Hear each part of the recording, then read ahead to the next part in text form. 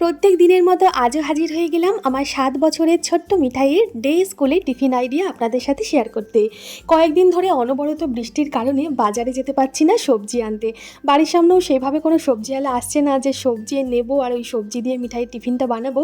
ঘরে তো আলু ডিম এসব মজুদ থাকেই, তাই দিয়েই কদিন ধরে ওকে আমায় টিফিনটা বানিয়ে দিতে হচ্ছে। আজকে যেমন একটা ডিমের অমলেট তৈরি করে তার উপর থেকে হাতে তৈরি আটার রুটি চাপা দিয়ে তার মাঝখান থেকে পুর হিসেবে দিয়ে দিয়েছি আমি জিরা আলু ফ্রাই। আলুটা সেদ্ধ করে আলাদাভাবে একটু তেলের উপর জিরে আর লঙ্কা ফোড়ন দিয়ে টুকরো টুকরো করে কেটে দিয়ে ভেজে নিয়েছি, সেটাই দিয়েছি। আর একটু টমেটো সস দিলাম। ঠিক যেভাবে এগরোল ফোল্ড করে ওইভাবেই ফোল্ড করে ফুড র্যাপিং পেপারে ভালোভাবে মুড়ে অর্ধেক করে দিয়ে দিলাম। আর এখন তো আমের সিজন চলছে, আম কিলো কিলো কেনা হয়, ঘরের প্রত্যেক দিন আম প্রায় থাকেই। সেই আমেরই 4টে টুকরো দিলাম। এটা আম্রপলি আম, ভীষণ মিষ্টি। সাথে 1 বোতল জল দিলাম। আজকে টিফিন বক্সের আইডিয়া ভালো লাগলে লাইক কমেন্ট শেয়ার করতে ভুলবেন না। ধন্যবাদ।